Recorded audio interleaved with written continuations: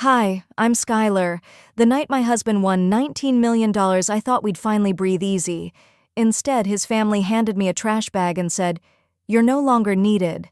By morning, he filed for divorce. Just like that. I went from wife to nobody. No home, no name on anything. Just silence and a locked door. But they forgot one thing. I had nothing left to lose. And sometimes, that's when a woman becomes most dangerous. Before we dive in, what time are you listening to this? And where from?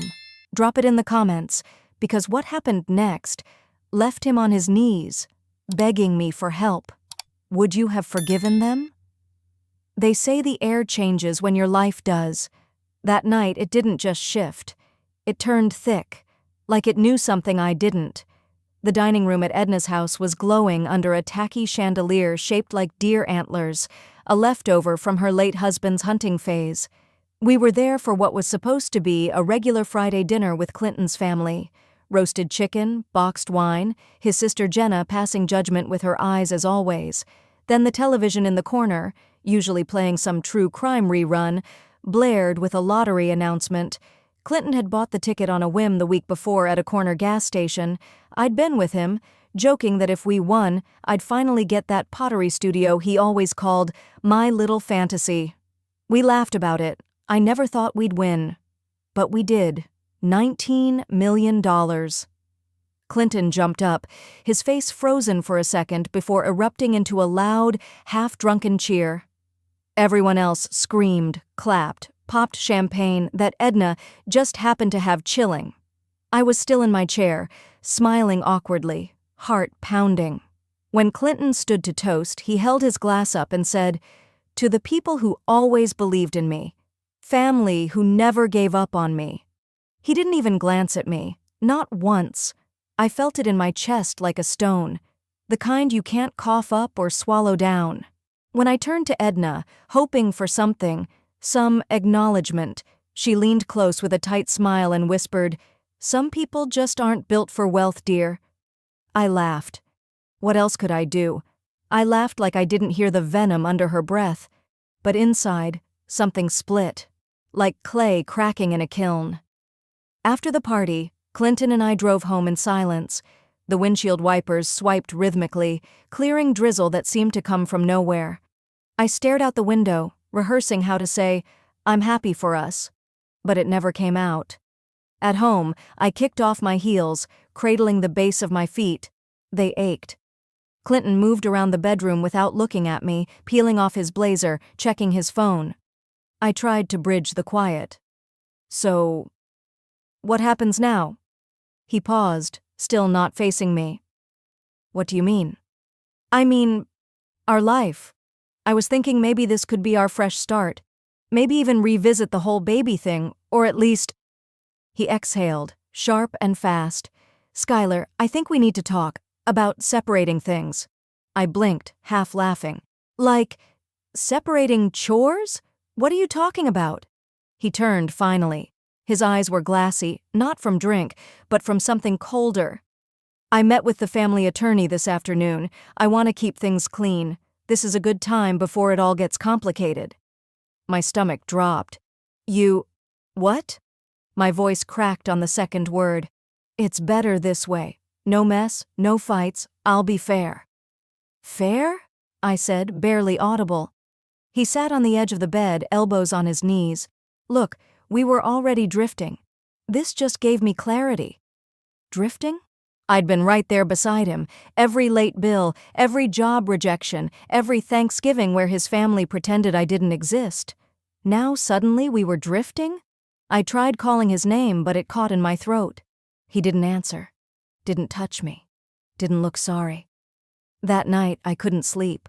I moved around the house like a ghost, not sure what I was looking for. Maybe something to hold on to, maybe just a lie I could still believe in. Around midnight, I walked outside to breathe, and that's when I saw them. My clothes, my shoes, my handmade planner, stuffed into garbage bags, lined neatly on the porch like trash day had come early. A lump clogged my throat. I stared at the bags for several seconds, hoping this was some sick misunderstanding. Then the front door creaked. Jenna stood there, arms folded, leaning against the frame like she owned the house. She smirked. Nothing personal. It's just business. You're not family anymore. I couldn't speak. Not because I didn't have words, but because there were too many. And none would fix this. I tried calling my parents 3 times, straight to voicemail.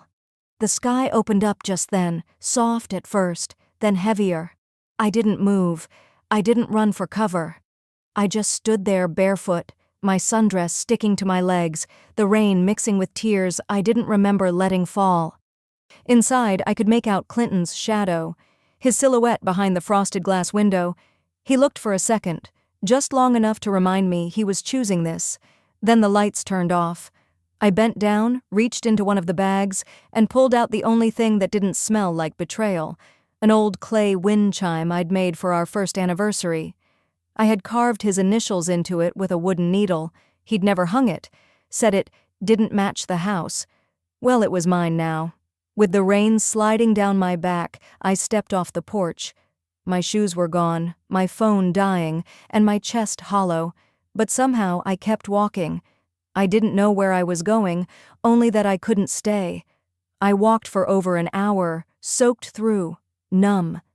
And when I saw the flickering sign of a gas station in the distance, I aimed for it like a shipwrecked fool swimming toward something. Anything. I pushed the door open, hands trembling. The clerk looked up from behind the counter, chewing on a pen cap. I reached into my back pocket and pulled out my damp wallet. My ID was inside, barely legible from the rain. I placed it on the counter with both hands. I couldn't hold it steady. "Ma'am," the clerk said gently, "you okay?" No, but I nodded anyway. The air inside the gas station smelled like burnt coffee and old mop water. I didn't even flinch when the chime above the door rang behind me. I must have looked like something out of a sad movie, hair dripping, jacket clinging to my arms, my hands trembling as I placed my ID on the counter. The clerk, a middle-aged man with tired eyes and a Cubs cap, raised his brows. He didn't say anything at first, just stared like he couldn't decide if I was trouble or tragedy. "You all right, ma'am?" he finally asked, his voice rough with the weight of too many night shifts. I nodded. A lie. "Just need to charge my phone." I sounded like gravel, tired, cold, broken.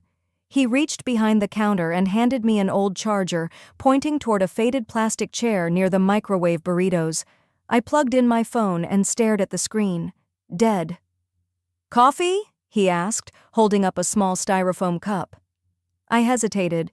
He set it down beside me anyway. "On the house." I nodded again. "Thanks." My fingers barely curled around the cup. I watched the slow climb of the battery icon on the screen like it was my lifeline. 30 minutes passed, maybe more. I tried calling Clinton, straight to voicemail. I dialed my sister, then my mother, then my best friend from college. Voicemail, voicemail, voicemail. Only one name left that didn't carry judgment or history. Leah. I hit call.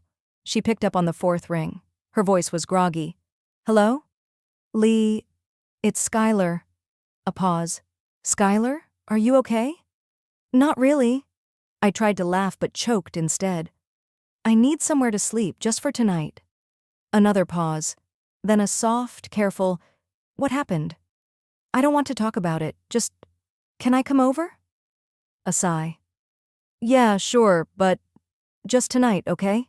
"Of course, just tonight." It took me 20 minutes to walk to her apartment. The cold sank deeper with every step, and by the time I knocked on her door, my bones felt brittle. Leah opened the door in sweatpants and a hoodie, her hair pulled back, eyes filled with the kind of concern people reserve for strangers who used to be friends. "Wow," she whispered, "you look like you've been through it." I gave a half smile. That's one way to put it. She handed me a towel and pointed to the bathroom. "There's clean clothes in the closet. You're welcome to crash on the couch." "Thank you." In the bathroom, I peeled off my soaked clothes and slipped into a pair of faded sweatpants and an oversized t-shirt. The warmth felt foreign, like something I didn't quite deserve. When I came back out, Leah was in the kitchen whispering to someone on the phone. Her voice low, rushed. "I don't know, babe. She just showed up. Yeah, it's weird. She didn't even explain what happened, just said she needed a place. I think she got dumped or something. I stopped in the hallway, every word seeping through me. She used to have it all, you know. The house, the perfect marriage. Now she's crashing on our couch like... I stepped out. Leah turned quickly, startled. Hey, you okay? I forced a smile. Yeah, just... tired. She nodded awkwardly. Of course. Couch is all yours. I lay down, pulling the blanket up to my chin, staring at the popcorn ceiling.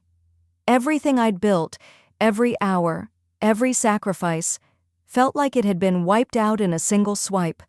When Clinton was working nights to get his IT certifications, I made him dinner. I massaged his shoulders while he studied. I answered emails for him. I did it because I believed in us. In him. And none of that mattered now. Not the anniversary trips I planned, not the savings I dipped into when his paychecks were short, not the time I told my own family we were just fine when we weren't. I wasn't just written out. I was erased. I woke to the sound of movement in the kitchen. The sun peeked in through the blinds. Leah was making coffee, avoiding my gaze. I got up and made my way to the bathroom. My head still ached from the night before. No toothbrush. I wet my finger, squeezed a drop of soap, and brushed. The taste was bitter and humbling. Leah knocked lightly. Someone just dropped this off for you. I opened the door, and she handed me a white envelope. Said it was urgent. It had my name written in blue ink, no return address. Inside was a folded document. I unfolded it slowly, expecting a bill, maybe a note. But it wasn't either. It was a court summons. Filed for divorce. Filed the day before the lottery win. My knees buckled, and I gripped the sink. The paper fluttered to the floor like a cruel joke. He planned this. All of it. The party, the smiles, the sudden coldness. I was never part of the dream. I was just a liability. And he'd cut me out. Clean, calculated, and quiet. He didn't even have the decency to wait a day. The worst part wasn't that he left. It was that it had all been decided before I even knew I had something to lose. I looked out the window at the skyline. The city buzzed like it always did. Cars humming, life moving forward without me. I picked up the paper from the floor and held it tight, and I whispered, not to Leah, not to the walls, but to myself. They forgot who they married. By the time the sun dipped beneath the skyline, turning the courthouse windows gold, my hands had stopped shaking. But my heart hadn't. Not really. I didn't head back to Leah's just yet. Something in me itched. Some part of me needed facts, not just feelings. So instead of walking home, I crossed the street and pushed through the glass doors of the county courthouse. Inside, the air was heavy with the smell of carpet glue and old paper. I waited in line behind a man arguing about a parking ticket and a woman trying to change her name on a birth certificate. Then it was my turn. The clerk was middle-aged, her hair piled into a tired bun. She looked up at me over the top of her glasses and gave a half-smile that faded quickly when she saw my face. I need to check on a divorce filing, I said, keeping my voice steady. She nodded. Names? Clinton R. Maddox and Skylar Maddox. She typed quickly. The keys clacked like a metronome against my chest. She tilted her head, then turned the screen slightly so I couldn't see it. Yes, filed 2 days ago. Her voice softened. Under irreconcilable differences. That part didn't hurt, I expected that, but then she hesitated. Her fingers hovered above the keyboard. There's an attachment. She reached into a filing cabinet and handed me a copy. I stared at the paper. It was a waiver, a statement that said I, Skylar Maddox, willingly gave up any claim to Clinton's assets, including any and all potential future winnings. There, at the bottom, was a signature, my name, in ink, neat, almost perfect, but it wasn't mine. I blinked, once, twice. My stomach flipped. He submitted this with the petition? I asked. The clerk nodded. It's in the system. It wasn't just betrayal, it was theft. He didn't want to share the winnings. He planned it. I folded the paper in half and slipped it into my purse like it was something radioactive. I walked outside, the sky now streaked with lavender and burnt orange. I didn't cry, but I felt something press against my throat. A quiet, invisible hand.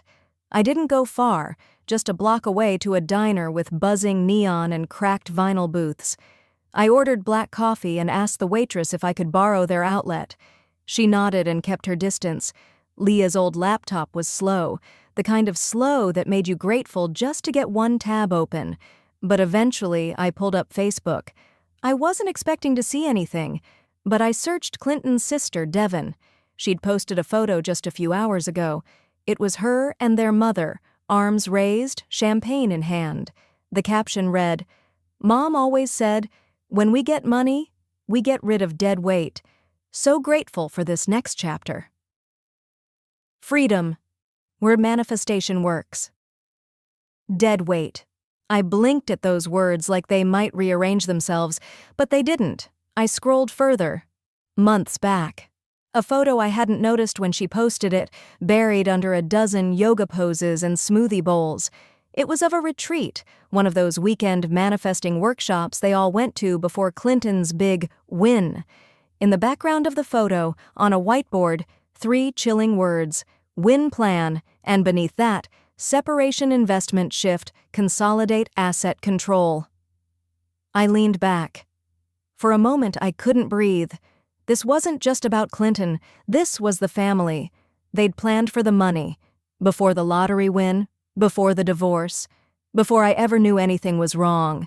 They sat in some cabin in the woods and wrote my erasure down like a strategy. They were never planning to include me in their future. They were planning to remove me. I closed the laptop, my hands trembling. I left the diner, walked 3 blocks in a daze, and ended up sitting on a bench outside a CVS. The streetlights flickered on, one by one. I pulled out my phone, not dead anymore, thanks to the charger the gas station clerk had loaned me. There was only one person I could call who wouldn't start the conversation with, "I told you so." Myrna. She'd been my accountant when I was freelancing, back before Clinton insisted we simplify everything into his firm's system. She always said, "You may love your man, but keep a ledger, just in case love forgets." The phone rang once, twice. Then her voice. Familiar, warm, cautious. "Skylar?" I swallowed hard. "Do you remember helping me set up that emergency savings?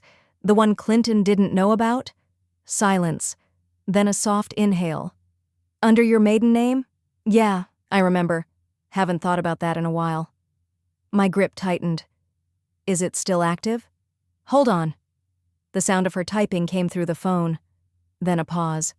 "Yep, still there. Balance hasn't changed. It's quiet, but it's yours." I closed my eyes. I wasn't penniless, not completely. There was something left, something I had created before him, for me. "Thank you, Myrna." "You okay?" she asked. "No," I said, honestly. "But I will be." I ended the call. The street around me was quiet now. Late. Cold. I walked back toward Leia's building with purpose I hadn't felt since this whole thing began. I didn't cry that night. I started a spreadsheet. By the time the sun crept through the blinds the next morning, my coffee had gone cold, and I had over a dozen tabs open. Bank logins, courthouse databases, reverse phone lookup tools, and one open note titled simply, "Receipts." If they wanted to erase me, they should have been more thorough. The first call I made was to the county records office. I used my maiden name. The one they always acted like was some badge of shame too ethnic for their taste, and requested a formal transcript of the divorce filing. The clerk was polite, a woman named Denise, who had probably seen her share of people unraveling over the phone. "Just verifying," she said gently. "Skylar Varnon, correct? There was a divorce filing submitted under Clinton v. Carter 2 days ago. Irreconcilable differences marked as cause." I exhaled through my nose. "And any documents attached?" I heard her clicking. "Yes, there's a waiver filed. Property division agreement and—" She paused. "A notarized statement says you waive claim to any earnings or winnings. Says you signed it back in May." My voice cracked slightly. "Can you tell me who notarized it?" Another pause. Kellen Carter, Clinton's cousin. I remembered him from 2 barbecues, one where he called me trophy-ish to my face. Is his license number listed? Denise hesitated. Ma'am, I probably shouldn't tell you this, but his license shows as inactive, suspended 6 months ago. I wrote that down in all caps. This wasn't just betrayal, it was fraud. I didn't lash out. Not yet. Instead, I thanked her, hung up, and added a new tab in my spreadsheet. Invalid notary, legal leverage. They thought I'd scream and beg. I preferred documentation. After a quick shower and a slice of dry toast, I borrowed Leia's laptop again and headed to the small real estate office where Clinton's former co-worker, Ailey, now worked. I didn't call ahead. I needed honesty, not rehearsed lines. It was a modest building off an aging commercial strip, the kind of place that smelled faintly of coffee and printed paper. Ailey looked up from her desk, surprised, and then quickly stood. Skylar? Oh my gosh, I didn't expect— I just need a few minutes, I said softly. Off the record. She nodded and led me to a side room. There were no handshakes, no fake pleasantries, just 2 women who used to sit around folding chairs during flag football games, pretending we belonged in their world. I remember, she said after a moment. Clint used to joke that when the money came in, you'd be handled quietly. I thought he was being dramatic. But then— Ailey, I interrupted, I need to know where the money went, the lottery money. She hesitated, then reached for her phone. Back when I handled some of the transfer forms, they were routing a portion to a Florida account. In Delia's name. His mother. My stomach turned. He moved it before I even saw the paperwork? Yeah, he said— She swallowed. He said they needed a clean slate, and that you were a complication, that the family needed to consolidate assets before your name got tangled in legal rights. That line, that word, complication. They'd moved fast, ruthless, efficient. I jotted down every detail she could give, account names, routing banks, dates of transfer, even the fact that the family had visited an estate agent in Miami. I wasn't just chasing a husband anymore. I was chasing a conspiracy. As dusk settled, I found myself parked down the block from Delia's house. It used to smell like cinnamon and mothballs, a scent I had once grown strangely fond of. Now, it just smelled like cardboard and lies. 2 movers hauled a velvet chaise out to the truck.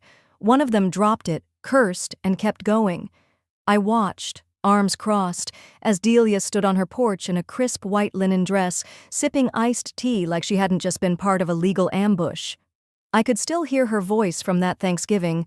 We need someone clean in our family now, someone who fits the future. I didn't knock. I didn't march up the driveway and demand an apology. Instead, I clicked a photo of the moving van, got the license plate, wrote it all down. They were relocating their empire, 1 dining chair and silk pillow at a time, and I was tracking every piece of it. Back at Leia's that night, I lit a candle, stared at the spreadsheet, and took a deep breath. My hands didn't shake anymore. I wasn't afraid.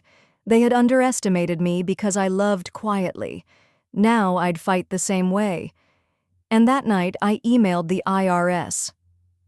That night, after I sent the email to the IRS, I didn't sleep. I didn't even try. I sat at the kitchen table with a mug of cold tea and a notepad full of arrows, check marks, and names underlined twice. My phone buzzed around 4:17 a.m., a notification that my message had been received by the fraud division. That was something. Not justice, not yet. But something. I was about to go refill my tea when the phone rang. It wasn't a number I recognized at first, out-of-state area code, but something about the first few digits stirred a strange ache in me. I answered without thinking. Hello? There was a pause, a breath. Then a voice I hadn't heard since I was 10 years old. Skylar. My heart thudded once, then froze. Dad? I saw your name, he said, in the real estate filings, the sale in Charleston. It came across my desk. He hesitated. I know what they did to you. It's what they did to me. I stood up slowly, bracing my hand against the counter. "What are you talking about?" "They erased me," he said, quieter now. 30 years ago. Your mother's brothers. They used a man named Merrill Clinton. He was a young attorney back then. Said I'd stolen money from the family trust. They had documents, signatures. None of it was mine. I closed my eyes. Clinton, the same last name as my ex-husband. I asked, "You're telling me my husband's family, Clinton's, was involved in framing you back then?" "Same firm, same tricks. I looked into it once before I left. That whole family's been in the business of making inconvenient people disappear for decades." He didn't cry. Neither did I. "Why now?" I asked him, unsure whether to whisper or scream. "Why come back now?" "Because I saw what they're trying to do to you," he said. "And I never stopped being your father, Skylar, not for 1 second." I didn't respond. Not yet. The silence said everything I couldn't. Later that morning, I sat in my car for 15 minutes outside a storage facility Clinton and I used to rent back in grad school. I hadn't been there in years. I almost didn't renew the lease after we separated, but something in me had said to keep it, just in case. The unit was small, barely wide enough to hold the desk we'd shared once, a few sealed banker boxes, and a filing cabinet he'd insisted on keeping even though we both worked off laptops. I pulled on gloves. The dust smelled like old books and unspoken memories. In the back, behind a tarp and a cracked laundry basket, I found a fireproof folder marked in my handwriting. Skylar, copies. Inside I found gold. Our original marriage agreement. Unsigned by a witness. Business formation paperwork with my name clearly listed as co-founder and co-signer. Receipts. Dozens of them. Tuition payments I'd made for his law school. Computer purchases in my name. A loan co-signed under my credit. And then, in the last envelope, a bank statement. A joint savings account opened during our 2nd year of marriage. The account was in both our names. But I hadn't seen it in years, and now I knew why. The funds were emptied right before he filed for divorce. The trail was disguised through a shell company I'd heard about from Ely, the sports fund Clinton used to shuffle money off books. I sat on the cold floor and stared at the pages. This wasn't just betrayal. It was a strategy. He'd been preparing for years. I scanned and backed up everything onto 3 drives, one for my lawyer, one for a backup vault, and one to keep with me. When I locked the unit and walked back to my car, the air didn't feel heavy anymore. It felt sharp. Focused, like steel being honed. By afternoon, I was parked outside a nondescript brick building downtown. The nameplate on the door simply read L. Jennings-esque. No firm name, no advertising. Lillian Jennings had been recommended to me years ago by my old mentor, Professor Hale. During a gender discrimination case, she'd fought and won against a medical board. She wasn't flashy, but when she spoke, judges listened. Her office smelled like ink and lemon oil. She looked up over her reading glasses as I stepped in. "Skylar Carter?" "Yes," I said, offering the drive. "This is everything." She took it wordlessly and inserted it into her laptop. For the next 20 minutes, she clicked, scanned, tilted her head, occasionally narrowed her eyes. I waited. Finally, she removed her glasses. "You were set up," she said simply, "but this—" She tapped the screen. "This goes far beyond divorce. This is asset stripping. Intentional. Coordinated." My throat tightened. "Is it criminal?" I asked carefully. She gave me a long look. "Yes. Under multiple statutes." I folded my hands in my lap. My pulse wasn't racing. It was steady. Lillian leaned forward. Her voice was low, but it cut clear. "You have 2 choices," she said. "You can go through the courts, fight for justice. That path is long, public, and brutal. Or—" She studied me for a beat longer. "Or we make them disappear, legally, financially, and reputationally. Brick by brick." I looked at her, and for the first time since this began, I felt no fear, only clarity. I didn't answer her question right away.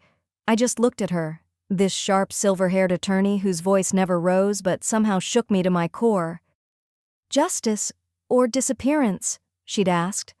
I exhaled. I want the truth exposed, I said, steady. Let the world see them for who they are. Every last one of them. She nodded like she already knew my answer. The next morning, I was back in her office by 8. The coffee in her waiting room was burnt, the kind that's been sitting too long, but I took a cup anyway. I didn't need caffeine. What I needed was forward motion. We started quietly. No alarms, no threats, just filings, one after another. Fraud, misappropriation of marital funds, undisclosed shared accounts, even tax evasion. Clinton's family had left a paper trail so arrogant, so messy, that it didn't take long for her paralegal to start highlighting sections and muttering, "Are they serious?" We didn't send anything directly to Clinton yet. Instead, a letter went out to his firm. It was written in the most neutral tone imaginable, packaged like a routine title inquiry. But inside, stapled neatly, was a copy of our marriage deed. Signed, notarized, and time-stamped, contradicting what his firm had filed during the divorce. That afternoon, while I sat in a quiet corner of the city library reviewing scanned bank statements, his assistant read it aloud over lunch. I didn't see it happen. But later, one of her colleagues forwarded me the video from the security cam inside the cafe. There was Clinton, smug in his suit, sipping iced tea while the assistant read the letter aloud, her voice faltering halfway through. You never disclosed this," she stammered. This shows joint ownership and, Clinton, the divorce decree." He reached for the letter, and when he saw the attachment, he froze. It was like watching someone realize too late that the door they'd just slammed was locked from the inside. I didn't need to be there. The paper had already spoken. That night, while organizing scanned receipts on my laptop, my phone buzzed with a call from an unknown number. I let it go to voicemail. A few minutes later, it rang again. Same number. I answered this time. "Skylar?" The voice was tentative, feminine, and unexpectedly familiar. "Speaking." "It's Harper, Clinton's cousin." I sat up straight. Harper always struck me as the quiet type at family gatherings, hovering near the buffet, polite, a little stiff. She'd never gotten involved, until now. "I know I shouldn't be calling," she began, "but I just can't carry it anymore. The guilt." I didn't speak. I let her fill the silence. "They planned it," she whispered. "His mom, Uncle Jeff, even the older brother, Seth. After the lottery win, they had this meeting, said it was time to cut you out cleanly. They had a lawyer on standby. They even ran a mock session so Clinton would know what to say during mediation. They told him if he played it right, the court would fast-track everything. Said if he ditched the dead weight, they'd back him in his next campaign." I couldn't breathe for a moment. Harper wasn't done. "I found this," she added, her voice shaky. "It's a voicemail. From his mother, the morning after the lottery hit the papers." She forwarded the audio. I played it twice, sitting on the floor in silence. His mother's voice came through crisp, cold. "Make sure she's out by Friday. She's not one of us anymore." Not one of us. Like I was an object they'd grown tired of. I sent the file to my lawyer that night. The next morning, I met her in the same office. I brought the new documentation, the audio file, and a folder of bank activity showing a sudden withdrawal pattern tied to Clinton's shell company 2 weeks before the divorce papers were filed. She reviewed everything with that same terrifying calm. "They didn't just divorce you," she said finally. "They engineered your removal like a hostile corporate acquisition." I blinked. She leaned back in her chair and steepled her fingers. "We're not just dealing with fraud anymore. This is orchestrated asset stripping, defamation, emotional sabotage, all traceable and provable." I stayed quiet. Then she looked me dead in the eye. "We can go 2 ways. 1, we pursue this quietly through federal and state filings. 2, we make it public." "You mean the press?" She nodded. "I know a few editors who care about women's financial rights. You're not the only one this has happened to, Skylar, but you might be the first who documented it well enough to make it undeniable." I thought of Clinton's smug grin, his mother's sneering eyes. I thought of how easily they discarded me, like I was just a loose end, like I never mattered. I didn't raise my voice, I didn't shed a tear. I looked her right back in the eye. Let's burn the house they built. When I left her office that afternoon, the sky was overcast. The wind had picked up, but my step didn't falter. My heels hit the pavement like punctuation, and in my purse, I carried the first draft of a press statement. I had one last thing to do before I lit the first match. I stood in front of that house one last time, not to plead, not to cry, just to look it in the face before I burned it all down, metaphorically, of course. My fingers brushed the thick envelope in my coat pocket. Inside, a legal injunction and every piece of evidence I'd held close for weeks. Clinton didn't know it yet, but today was the beginning of his unraveling. The porch lights were on. Mid-morning sun filtered through the sycamore tree, casting jagged shadows across the driveway. I rang the bell and waited. A few seconds later, the door creaked open. Clinton answered, wearing sweatpants and that same smug expression he wore the night he locked me out. He opened his mouth to speak, but I cut in. "This is for you." I handed him the sealed envelope. "What's this?" he scoffed. "Another one of your games?" "No," I said calmly. "This one's real. It's from the state court. Your account's tied to the winnings? Frozen, starting today." His smile faltered. He tore open the envelope like it might bite.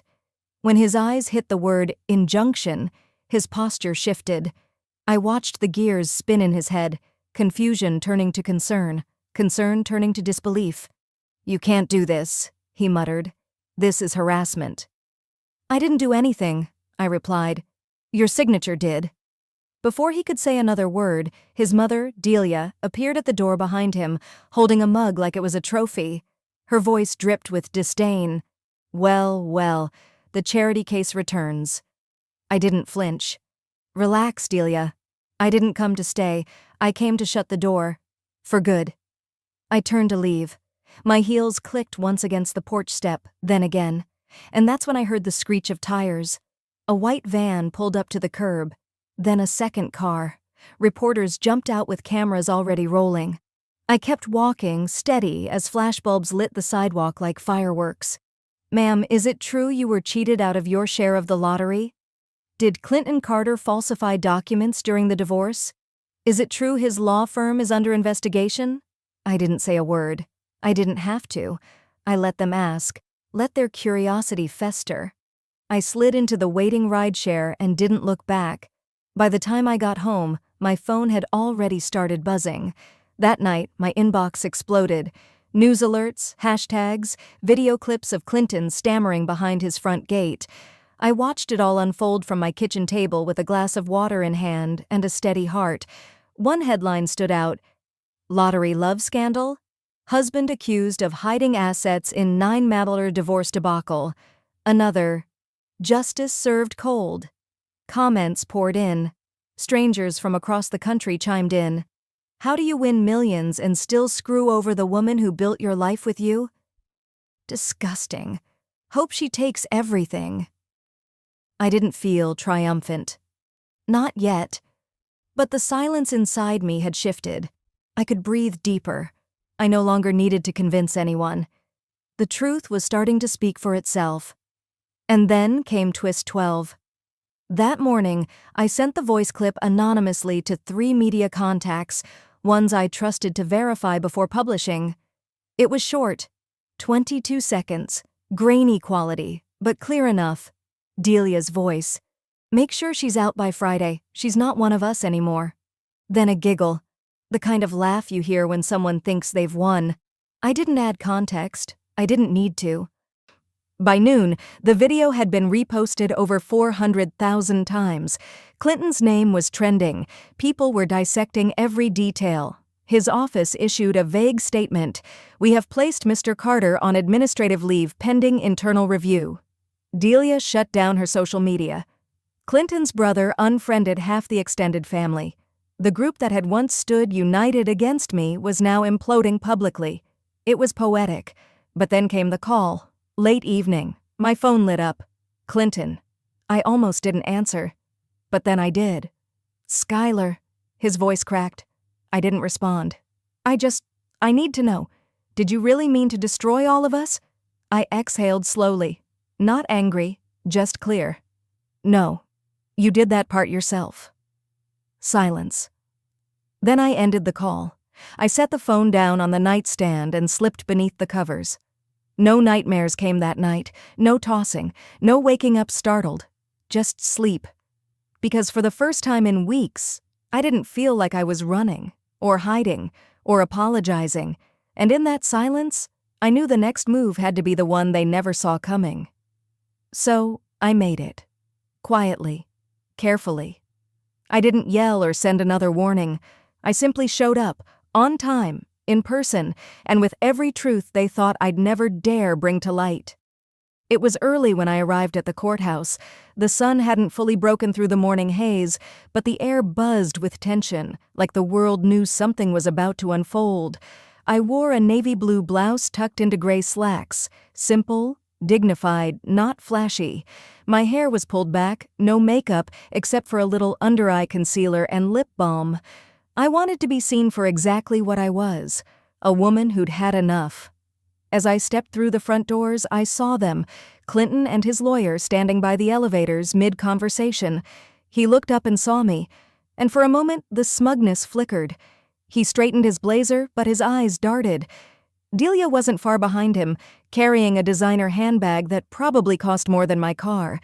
She narrowed her eyes like I didn't belong here. But I kept walking. The courtroom was already half full. Press in the back rows, local reporters with notepads, a couple of camera crews stationed outside. A few neighbors were there too, pretending not to stare. I saw Mrs. Henderson from next door, whispering behind her palm to someone beside her. We sat across the aisle from each other. Clinton's attorney, a man with sharp cheekbones and a voice meant for radio, stood first. He spoke about contributions and marital duties, painting me as a homemaker who, while noble in intention, had no legal stake in the windfall.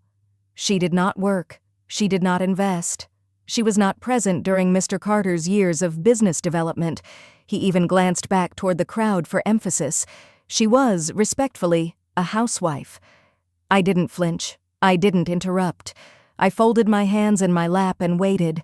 Then, my name was called. I stood, walked calmly to the bench, and opened the slim black portfolio I'd carried in with me. I pulled out 2 envelopes. Both were sealed, signed across the back. I handed them to the judge without a word, then stepped aside. The judge took his time, opening the first file and scanning the contents. He passed it to the clerk, who handed copies to both legal teams.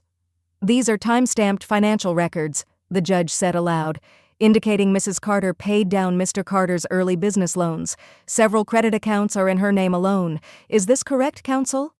Clinton's lawyer blinked, scrambled for words.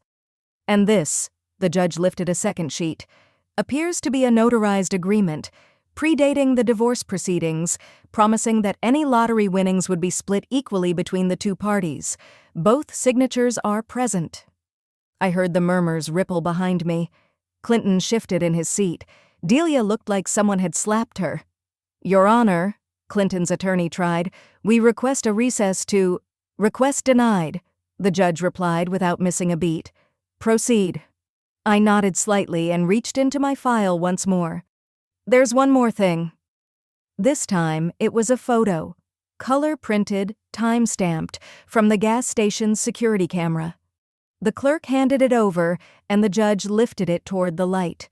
The image showed Clinton at the counter, holding the winning ticket, and right beside him, me. I was handing him the pen. We both had our hands on the counter. I remembered that moment. We had joked about buying gum. He had said, "You sign too, for luck." No one laughed now.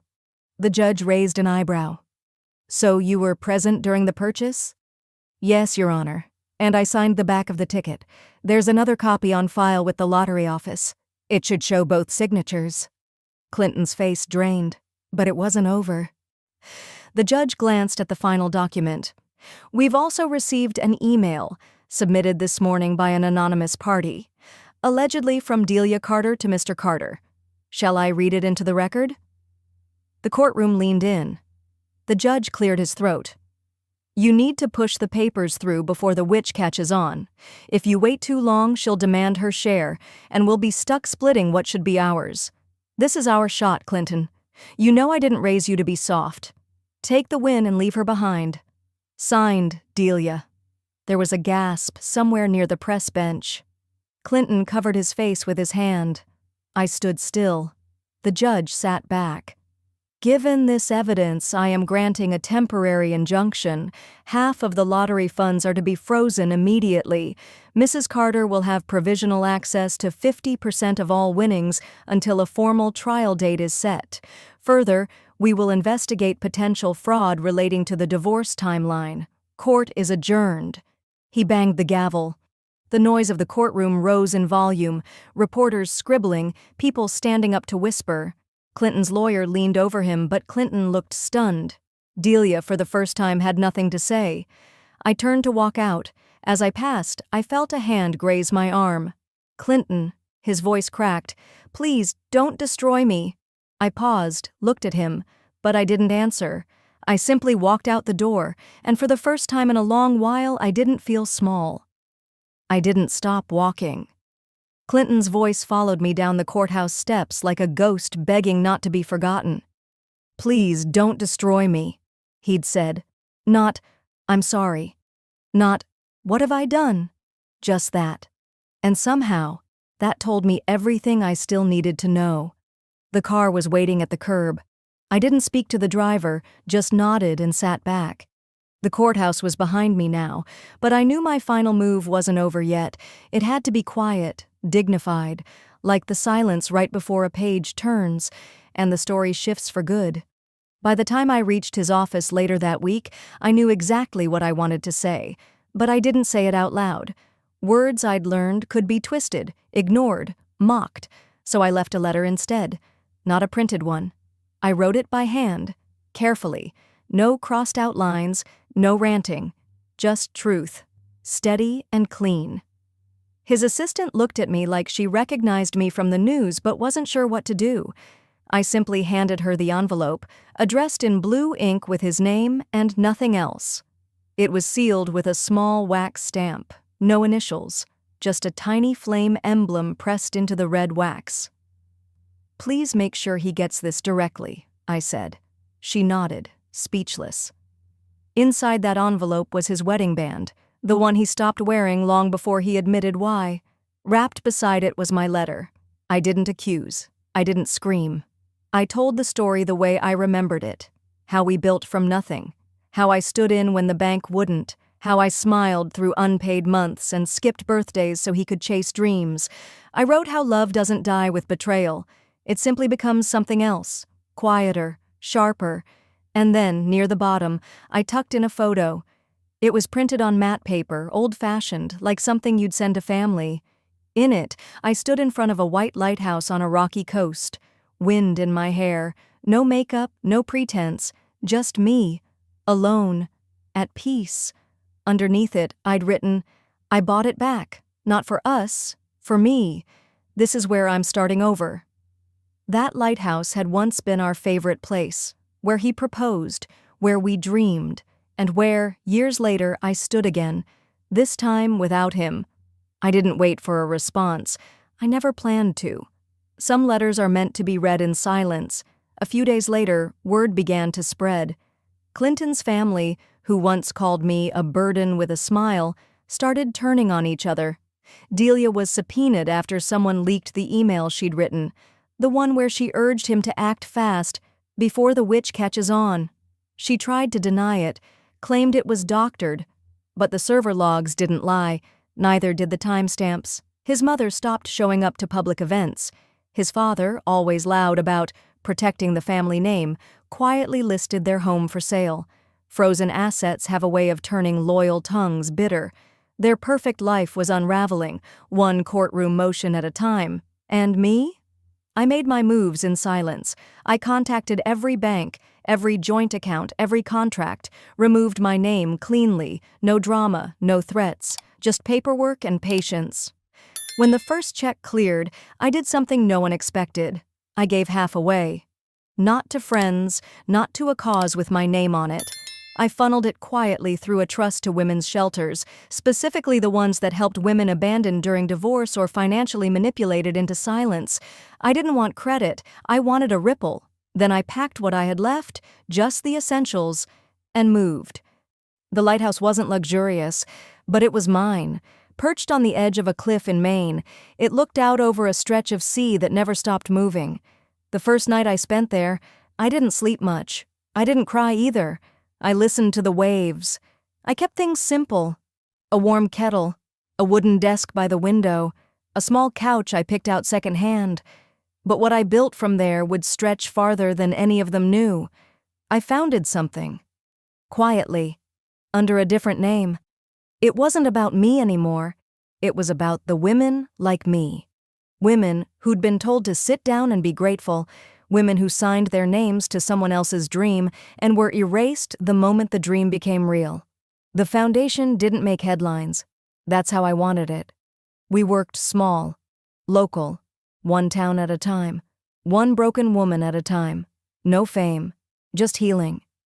One morning, weeks later, I heard a soft knock at the door. The sea was loud behind it. The wind carried a kind of ache I knew too well. I opened it to find a girl, not more than 20, maybe younger. Her hoodie was soaked through. Her eyes darted like a bird's. She didn't ask for anything, didn't say a word. I stepped aside. "Come in," I said. "You're safe here." She looked at me like she couldn't believe it. I didn't ask who hurt her or what she left behind. I just brought her a towel and a bowl of soup. The rest could wait. As I sat with her, I looked out through the window at the sea. They took my home. I built a new one. They tried to erase me. I lit a fire instead. And maybe, just maybe, that's how you rise. From ashes and a locked door.